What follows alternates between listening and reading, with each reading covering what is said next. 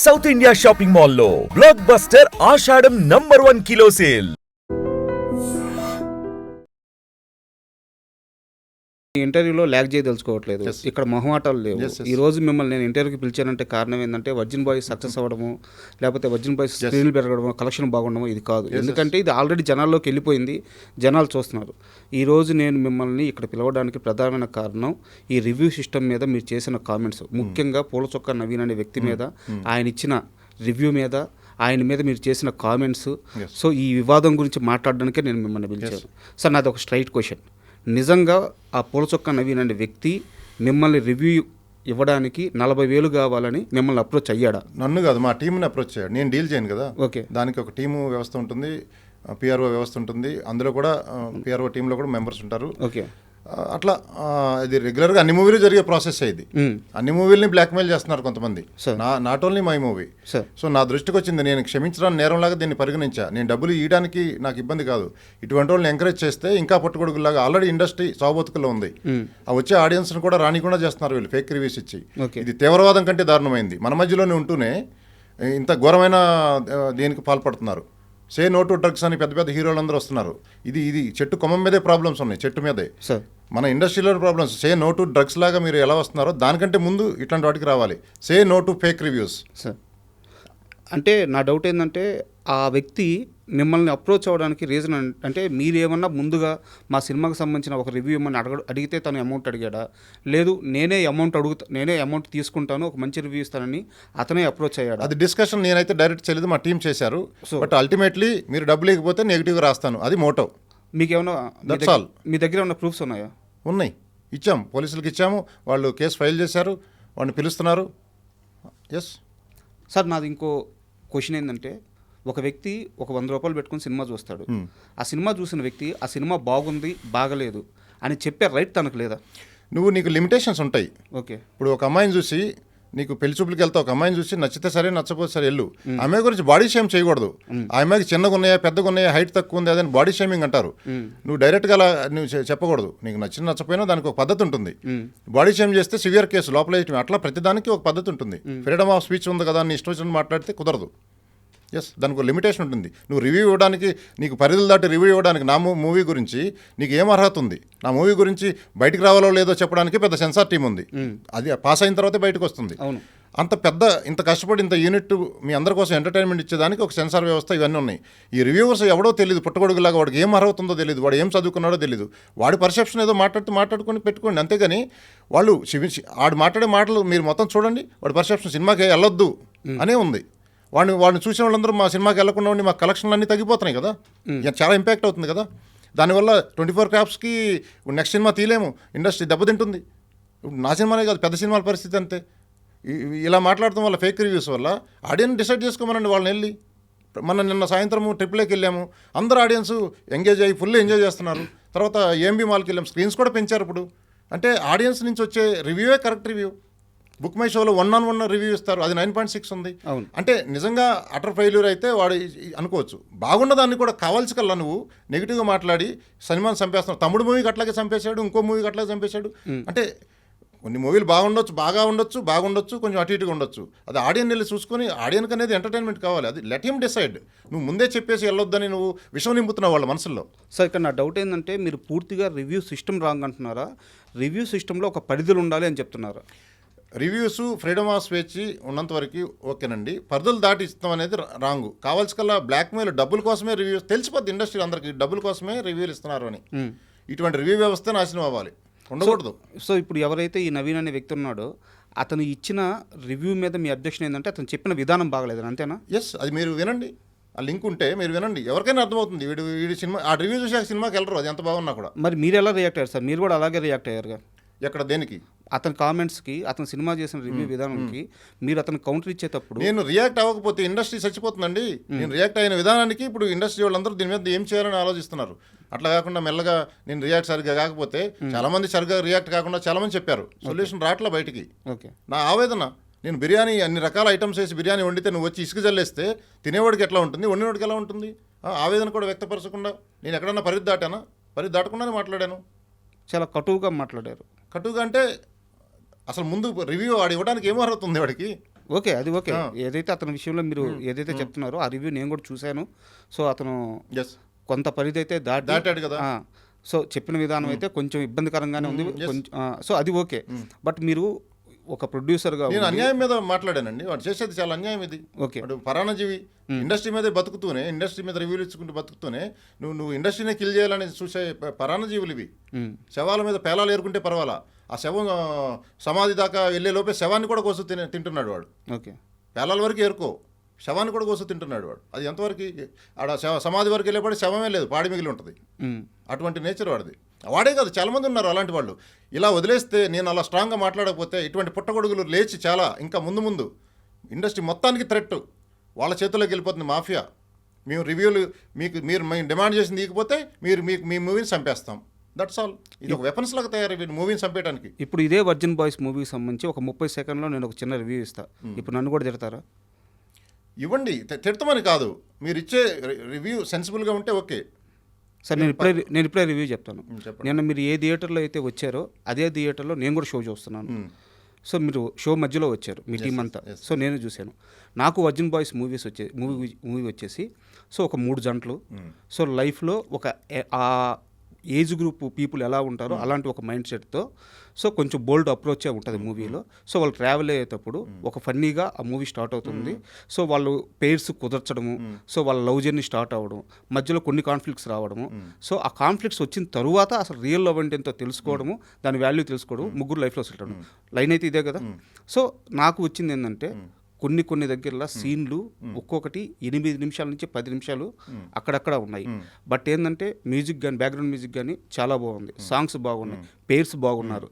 So కొన్ని సీన్లు హృదయానికి హత్తుకునేలాగా ఉన్నాయి. ఆ ముగ్గురు హీరోయిన్స్ కూర్చొని మాట్లాడుకునేటప్పుడు ఇన్ని రోజులు సమాజంలో సెక్స్ గురించి ఉన్న ఒక బ్యాడ్ థింకింగ్ గురించి, ఇది బ్యాడ్ థింకింగ్ కాదు, సెక్స్ గురించి తెలుసుకోవాల్సిన అవసరం ఉంది, ఇలాంటి పాయింట్లు చాలా బాగున్నాయి. సో సినిమాలో కొంతవరకు ఇబ్బంది ఉంది, కొంతవరకు సినిమా బాగుంది.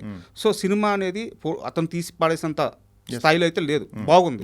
అండ్ ఆడియన్స్ కూడా బాగా ఎంజాయ్ చేస్తున్నారు. బట్ ఏంటంటే మీ సినిమా బాహుబలి అయితే కాదు కదా. సినిమా బాగుంది, సినిమా గుడ్, చూడొచ్చు. ఎవరైతే ఈ మైండ్ సెట్తో అంటే ఆ కంటెంట్ చూడడానికి ఇష్టపడతారో వాళ్ళు ఖచ్చితంగా ఎంగేజ్ అవుతారు. బట్ మీ సినిమా మీద ఒక చిన్న రివ్యూ, ఒక చిన్న నెగిటివ్ కామెంట్, లేదు మీ సినిమాకు ఎవరో ఒక వ్యక్తి పోవద్దు అన్నారు, అంత మాత్రం మీ సినిమా పడిపోద్దా? సినిమా పడదు. బట్ సమాజంలో వాళ్ళని అతను నెగిటివ్ మాట్లాడుతూ అతను ఫాలోయింగ్ బేస్ పెంచుకున్నాడు. దానివల్ల చూసే ఆడియన్స్ కూడా ఇన్ఫ్లుయెన్స్ అయిపోతారు. చెడ్డ విషయం త్వరగా వెళ్తుంది, మంచి విషయాలు లేటుగా వెళ్తాయి. వాడు చెడు నింపుతున్నాడు. ఇప్పుడు మీరు మాట్లాడింది రివ్యూ ఇచ్చారు, ఎవరికి ఇబ్బంది లేదు, మీరు ఉన్నదన్నట్టు రాస్తున్నారు, నో ప్రాబ్లం. అలా కొంచెం 10% వేరియేషన్ అవ్వచ్చు. వాడు కంటిన్యూస్ 95% వాడు సినిమా కూడా చూడకుండా కూడా చూసినోడైతే ప్రతి సినిమా ఈ సీన్ రివ్యూ చేస్తాడు, అట్ట కూడా ఇవ్వలేదు. సినిమా చూడకుండా ముందే రెడీ చేసి పెట్టుకున్నాడు, డబ్బులు ఇస్తే ఈ రివ్యూ చేస్తాను, డబ్బులు ఇవ్వకపోతే ఈ రివ్యూ చేస్తాను అట్లా. సో హానెస్ట్ రివ్యూలు చాలామంది ఇచ్చారు, మేము ఏం అనలేదు కదా వాళ్ళని. అసలు జర్నలిస్టులు చాలామంది హానెస్ట్ రివ్యూలు వెబ్సైట్స్ అన్నీ ఇచ్చారు. వాళ్ళు ఏమి ఇచ్చినా నో ప్రాబ్లం. వాళ్ళు హానెస్ట్గా ఇచ్చారో లేదో తెలిసిపోతుంది మనకి, డబ్బుల కోసం ఇచ్చాడో హానెస్ట్గా ఇచ్చాడని. ఇట్లా డబ్బుల కోసం ఇచ్చిన వాళ్ళు పసిగట్టి కొంతమంది ఉన్నారు, వాళ్ళని పసిగట్టుకుని తెలిసిపోతుంది చూస్తే ఎవరికైనా. సార్ ఇప్పుడు ఈ ఇష్యూ అంతా నడిచిన తర్వాత ఈ 2 రోజుల్లో మీరు అతన్ని అప్రోచ్ అవ్వడం కానీ, అతను మిమ్మల్ని అప్రోచ్ అవ్వడం కానీ, ఫోన్లో మాట్లాడుకోవడం కానీ ఏం జరగలేదు? నాకు అతను అసలు తెలియదు కూడా తెలియదు. ఓకే, అతను పోలీసులే ట్రేస్ చేసి పట్టుకోవాలి, అతను ఎక్కడ ఉన్నాడో ఏంటో. నేను అతనితో ఎప్పుడు డైరెక్ట్ మాట్లాడాలి, అతను నాతో మాట్లాడాల. ఇప్పుడు ఈ కేసు ఏ సెక్షన్ల కింద ఫైల్ చేశారు సార్? కేసు ప్రాసెస్ ఎలా ఉంది? కేసు నాకు జరిగిన అన్యాయం అంతా నేను ఫైల్ చేశాను. ఓకే, ఆ సెక్షన్లో అంతా వాళ్ళు జోడిస్తారు. అంటే యాజ్ ఏ పబ్లిక్గా నాకు సెక్షన్ తెలియకపోవచ్చు. ఓకే, ఆ కేసులో ఉండే సివియారిటీని బట్టి బాడీ షేమింగ్ మీద, మీ అమ్మాయిలను చూస్తే మాకు లెగట్లేదని రాస్తున్నాడు వాడు సినిమాలో అమ్మాయిలని. ఇంకా ఆ విధంగా డబ్బులు డిమాండ్ చేసేది, అది మేబీ డైరెక్ట్గా నాతో మాట్లాడి నాతోనే ప్రూఫ్లు ఉండకపోవచ్చు. బట్ ఎంటైర్ మొత్తం ఎపిసోడ్లో ఎస్టాబ్లిష్ అవుతుంది కేసుని పిన్ టు పిన్ ప్రూఫ్. నువ్వు ప్రతి కేసుని అలా డీల్ చేయగల మర్డర్ కేసు లాగా. బట్ ఓవరాల్ మోటో ఏంటనే తెలిసిపోతుంది. అది వాళ్ళు ఇన్వెస్టిగేషన్ చేయమని తెలుస్తుంది. ఇన్వెస్టిగేషన్ తెలిసిపోతుంది వాళ్ళకి. Not only my movie, other movies కూడా వీడియోస్ చూసి వాడి ఎంటైర్ మోటో ఏంటో తెలిసిపోతుంది. వాడు పర్వర్టెడ్ ఫెలో లాగా ఉన్నాడు. అంటే నేను వాడిని కమెంట్ చేయడం కాదు, వాడు సినిమా కూడా చూడకుండా ఎక్స్ట్రాక్ట్ చేద్దాం ప్రొడ్యూసర్ నుంచి డబ్బు అనే దాని మీదే ఉన్నాడు. ఎందుకు వదిలేస్తున్నారు? చూసి చూడకుండా ఏదో అందరూ బతుకుతున్నారులేని వదిలేస్తున్నారు. బట్ తల్లి రొమ్ము పాలు తాగితే తల్లి రొమ్మునే కోసే టైప్ ఉన్నాడు వాడు. అంత దారుణంగా ఉంది నేను చెప్పేది. అది ప్రోడక్ట్ అంతా ఒక పక్కన ఆడియన్స్ ఓటీటీలకు అలవాటు పడి సినిమా థియేటర్ రాని సమయంలో ఆ వచ్చే కొద్ది గొప్ప ఆడియన్స్ని వీళ్ళు కిల్ చేసేస్తే ఆడియన్స్కి వచ్చి ఎంటర్టైన్మెంట్ని చంపేస్తున్నాడు, మా ప్రొడ్యూసర్లను చంపేస్తున్నాడు, ఇండస్ట్రీ మొత్తం 24 అవర్స్ అందరూ నాశనం అయిపోద్ది, అందరికీ లాసే కదా. నువ్వు ఇండస్ట్రీ మీద బతుకుతున్నావు కదా. ఇండస్ట్రీ అనేది it's not a small. Movie industry అందరికీ ఎంటర్టైన్మెంట్ ఇచ్చేది. ఎంటర్టైన్మెంట్ అనేది ప్రతి ఒక్కరికి కావాలి. ఎంతో కష్టపడి కోట్ల రూపాయలు పెట్టి ఒక పెద్ద టీము, పెద్ద సినిమాలు అయితే 2 ఏళ్ళు 3 ఏళ్ళు, బాహుబలి లాంటివి ఎంతో కష్టపడి చూస్తే బాహుబలి కూడా రివ్యూకి వెయిట్ చేయాలి, చూసి వెళ్ళే పరిస్థితులు ఉన్నాయి. 2-3 రోజుల తర్వాత ఏం రివ్యూ ఇచ్చాడు, ఎవరికి ఇచ్చినా 5 లోపు రేటింగ్లు ఇస్తారు. వీళ్ళేదో జడ్జిల్లాగా వాడికి ఏం అర్హత ఉందని రేటింగ్లు ఇస్తారు. అసలు ఈ రేటింగ్ వ్యవస్థే మారాలండి. నీ ఒపీనియన్ నువ్వు అంతే, జస్ట్ నువ్వు సినిమాను కిల్ చేసే విధంగా రేటింగ్ ఇవ్వద్దు. There is a barrier. అది మాకు తెలిసిపోతుంది, ఎవరికైనా తెలుస్తుంది వీడు కావాల్సిన ఇచ్చాడా ఏమి ఇచ్చాడా అనేది. అది ఆడియన్స్ ట్రాప్లో పడుతున్నారు. ట్రాప్లో పడి దానివల్ల నా కలెక్షన్లు అన్నీ తగ్గినాయి. 150,000 మంది వాడు వీడియో చూసి 150,000 మందిలో సగం మంది వెళ్ళినా నాకు ₹1 లాస్ వాడి వల్ల. ఇప్పుడు సార్ ఇంకా రేపు ఇంకెంతమంది చూస్తారో వాడి వీడియోలు. అంటే నా చిన్న మూవీ కోటికి వాడి వల్ల 1 కోటి నాకు లాస్ అనుకోండి, పెద్ద మూవీలకి 10 కోట్లు రాసి ఉండొచ్చు. అది వైరల్ అయిపోయి ఇంకెక్కడెక్కడో ఏ సినిమా ఏం చూస్తాం రా వీడు రివ్యూ ఇచ్చాడు, వాడు ఇన్ఫ్లుయెన్స్ అవుతున్నాడు, ఇన్ఫ్లుయెన్స్ చేస్తున్నాడు సమాజాన్ని. ఓకే. సో వాళ్ళని పసిగట్టి దాన్ని స్టార్టింగ్లోనే అరికట్టకపోతే కారుకు 4 చక్రాలు ఉంటాయని చెప్పాను నేను. జ్యుడిషియల్, లెజిస్లేటివ్, ఎగ్జిక్యూటివ్ 3 చక్రాలు అయితే 4వ చక్రం జర్నలిజంలో ఉండేవాళ్ళు అంత పెద్ద తప్పులు అయితే చేయట్లేదు. జర్నలిజం కాని వాళ్ళు జర్నలిస్ట్ ముసుగులో ఎక్కడో వెబ్సైట్ పెట్టుకొని యూట్యూబ్లు పెట్టుకొని under the umbrella of journalism కారుకు టైర్ పంచర్ వేస్తున్నారు. జర్నలిజం అనే టైర్కి, ఆ టైర్కి పంచర్ ఇప్పుడే ఆదిలోనే పంచర్ సరి చేయకపోతే కారు ముందుకెళ్తే టైర్ మొత్తం నలిగిపోతుంది, నాశనం అయిపోతుంది. సో అది ఆ పంచర్ ఇప్పుడే సరి చేసుకోండి అని చెప్తున్నాను. దాంట్లో అందరూ భాగస్వాములే, ప్రొడ్యూసర్లే కాదు, ప్రొడ్యూసర్లు, డైరెక్టర్లు, హీరోలు అందరూ కూర్చొని దీన్ని ఏం చేయాలి, అందరికీ దెబ్బ ఇది. మీరు ఒక్కడో మూవీ చూసారా మహేష్ బాబుది? చూశాను, ఇప్పుడు గుర్తులేదు సీన్లో, బట్ చూశాను. దాంట్లో భూమికని తీసుకెళ్ళిపోయేటప్పుడు ప్రకాష్ రాజ్ వచ్చేసి లారీలు వేసుకుని వచ్చి కారు దగ్గర, ఇంకా ఆ కారులో వాళ్ళు ఆగిపోతారు, వీళ్ళంతా లారీలు వేసుకొచ్చి సరౌండ్ చేస్తారనమాట. అప్పుడు ప్రకాష్ రాజ్ అడుగుతాడు, ఎవరురా నువ్వు సడన్గా వచ్చి ఇంత చేసి అమ్మాయిని తీసుకెళ్ళిపోతున్నావు అని. అట్టా ఎవరు సార్ మీరు అసలు? ఒక సినిమా తీశారు, 2 ప్రెస్ మీట్లు పెట్టారు, అందరికీ వాయిస్ చేస్తున్నారు, ఇండస్ట్రీలో ఉన్న సమస్యలు అన్నిటి మీద మాట్లాడుతున్నారు. మీ మూవీ రిలీజ్ కాకముందే మూవీ ఇండస్ట్రీలో ప్రొడ్యూసర్లకు ఉన్న సమస్యల గురించి, మహా అయితే ఇక్కడ మొత్తం టర్నోవర్ ఒక 10,000 కోట్లు, నిర్మాత ఒక్కడే ఎందుకు కష్టపడాలి, సో అందరినీ భాగస్వామ్యం చేద్దాం, ఈవెన్ ఆడియన్స్ని కూడా భాగస్వామ్యం చేద్దాం అంటున్నారు. నిర్మాత కష్టాల గురించి మాట్లాడుతున్నారు, హీరోయిన్లు ఆ యాక్టర్స్ యొక్క వాళ్ళ బాధ గురించి, వాళ్ళ పెయిన్ గురించి చెప్తున్నారు, సినిమా జర్నీ గురించి చెప్తున్నారు.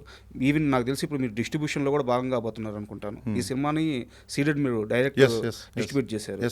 సో మొత్తం గెలికేస్తున్నారు. అసలు ఎవరు మీరు, ఎక్కడి నుంచి వచ్చారు, అసలు ఇండస్ట్రీకి ఎందుకు వచ్చారు?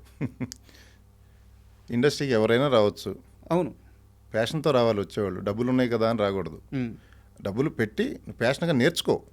నువ్వు సినిమా తీయటం మొత్తం రిలీజ్ చేసి మళ్ళీ డబ్బులు రికవరీ చేసుకుని వచ్చేవరకు ఒక ఇంజనీరింగ్ చదివినంత సబ్జెక్ట్, దానికంటే ఒక డాక్టర్ మెడిసిన్ చదివినంత సబ్జెక్టు, ఒక ఎంటర్టైన్మెంట్ అనే కాలేజ్ పెడితే దాంట్లో నువ్వు ఫీజు కట్టి చదువుకున్నట్టు. నువ్వు పెట్టే 2 కోట్లు, 3 కోట్లు, 5 కోట్లు, 100 కోట్లు ప్రొడ్యూసర్ పోయిందంటే ఆ పోయిన డబ్బులతో ఇంత నేర్చుకున్నాడని అర్థం.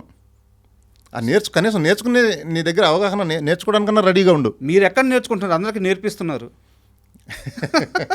నేర్పించడం కాదు, నాకు ఒక్క సినిమాకి నాకు వచ్చిన నాకు అందులో ఆటుపోట్లు, లోపాలు, ఎక్కడ ప్రాబ్లమ్స్ ఉన్నాయి, ఎందుకు నేను అడ్రస్ చేయకూడదు? దానికి 10 సినిమాలు తీయాల్సిన అవసరం లేదు. కరెక్ట్గా ఇన్వాల్వ్ అయితే ఒక సినిమాలోనే తెలిసిపోతాయి. సినిమా మేకింగ్లో ప్రాబ్లమ్స్ ఏం లేవు, సినిమా తయారైన కాడి నుంచే ప్రాబ్లమ్స్ ఉన్నాయి. అంటే లేదు సార్, నేను చెప్పడం ఏంటంటే మీ కామెంట్స్ కానీ మీ అప్రోచ్ కానీ రాంగ్ అని నేను అనట్లేదు. యాక్చువల్గా ఇప్పుడు ఇండస్ట్రీలో ఉన్న సమస్యలు ఇవన్నీ. బట్ ఏంటంటే నా డౌట్ ఏంటంటే పెద్ద నిర్మాతలు కూడా చాలామంది ఓపెన్ అవ్వలేక ఒక భయంతో కానీ లేకుంటే మనకెందుకులే అనుకొని వెళ్తున్న క్రమంలో మీరు మీ వాయిస్ రేజ్ చేస్తారు. ఎవడో కూడా ముందు అడిగేయాలి కదా సార్. నేను వేసాను, I'm ready, I'm daring person. అసలు ఏం సార్ మీ బ్యాక్గ్రౌండ్ ఏంది? నా బ్యాక్గ్రౌండ్ ఉండక్కర్లేదు సార్. లేదు సార్, అంటే ఎక్కడి నుంచి వచ్చారు? మాది అగ్రికల్చర్ ఫ్యామిలీ. నేను కృష్ణా జిల్లా అగ్రికల్చర్ ఫ్యామిలీ. తర్వాత నేను 7th క్లాస్ నుంచి బయటకి వెళ్ళిపోయాను. బ్యాక్గ్రౌండ్ ఇప్పుడు నువ్వు మోడీ వాళ్ళ ఏం బ్యాక్గ్రౌండ్? చాయ్ వాళ్ళ మోడీ. అట్లా ప్రతి ఒక్కరికి బ్యాక్గ్రౌండ్ ఉండక్కర్లా, ఎక్కడికో వెళ్ళిపోతుంటారు. కామన్ సెన్స్తో కాదు, బ్యాక్గ్రౌండ్ ఉన్న వాళ్ళు అందరూ మాట్లాడతారా? ఎందుకు అబద్ధాలు చెప్తున్నారు? దేనికి సార్? మీ బ్యాక్గ్రౌండ్ నేను కనుక్కున్నాను, చెప్పండి. ఇప్పుడు సెంట్రల్లో ఉన్న ఎంపీలు కానీ మినిస్టర్స్ కానీ వాళ్ళలో చాలామంది మీతో డైరెక్ట్ ఒక్క ఫోన్ కాల్తో మీరు అప్రోచ్ అవ్వగలరు. మీకు real estate business. So background లేదంటారు ఏంది? ఇది చాలా పెద్ద తలకాయ. ఇది నేను పుట్టుకతో బ్యాక్గ్రౌండ్ లేదు నాకు. ఓకే, నేను కాలక్రమేణా నేను ఎదుగుతుంటే నేను పర్సనల్గా ఇంటరాక్ట్ అయినప్పుడు మనుషులు నచ్చితే వదలరు, అట్లా నన్ను వదలరు ఎవరు. ఇప్పుడు ట్రాన్స్పరెన్సీ ఉండి ఒక లవ్ అండ్ ఎఫెక్షన్ ఉండే మనిషిని ఎవరు వదలరు సార్. అంటే ఆ నేచర్కి ఇష్టపడతారు. ఫస్ట్ నా నేచర్కి ఇష్టపడతారు అందరూ, తర్వాత ఇంకా మిగతాది. సో అట్లా నాకు బేస్ బిల్డ్ అయింది అంతే. సో నన్ను ఒకసారి పరిచయం అయితే మీరు కూడా నన్ను మర్చిపోరు, ఇంకా విల్ బికమ్ ఫ్రెండ్. సో నేను నిన్న రాత్రి నుంచే మర్చిపోలేకపోతున్నాను. సో మంచి విషయాలు చెప్పడానికి బ్యాక్గ్రౌండ్ అక్కర్లా, నీకు అవగాహన ఉండి దాన్ని సరిగ్గా నువ్వు అడ్రస్ చేయగలిగితే చాలు. నేను చేయడానికి రెడీగా ఉన్నాను. సార్ మీ అప్రోచ్ చూస్తుంటే అండ్ మీ మైండ్ సెట్ కానీ మీ థింకింగ్ లెవెల్ కానీ చూస్తుంటే సో ఖచ్చితంగా మీరు అంత అమాయకుడు అయితే కాదు. ₹1 డబ్బులు మీరు పెడుతున్నారంటే ఖచ్చితంగా ₹1 తెచ్చుకునే మనిషి. ఇక్కడ నా డౌట్ ఏంటంటే సినిమా ఇండస్ట్రీలోకి రాకముందు నాకు తెలిసి మీ లైఫ్ చాలా ప్రశాంతంగా ఉంది, వెల్ సెటిల్డ్. బట్ ఇక్కడ ఇండస్ట్రీలో సక్సెస్ రేట్ ఎంతో మీకు తెలుసు, 2 నుంచి 4% ఇండస్ట్రీ సక్సెస్ రేటు. ఇలాంటి ఒక ఇండస్ట్రీలోకి ఎందుకు వచ్చారు, ఎందుకు డబ్బులు పెట్టాలనిపించింది? ఇప్పుడు నాకు తెలిసి నెక్స్ట్ కూడా మీరు చాలా అగ్రెసివ్ అప్రోచ్తో వెళ్ళబోతున్నారు ఇండస్ట్రీలో. సో ఎందుకు మీరు ఇక్కడ ఉండాలని ఎందుకు నిర్ణయించుకున్నారు? ఇప్పుడు ఇండస్ట్రీలోనే ఉండాలనేది ఏం లేదు, ఇండస్ట్రీ కూడా మనం ఎందుకు చూడకూడదు.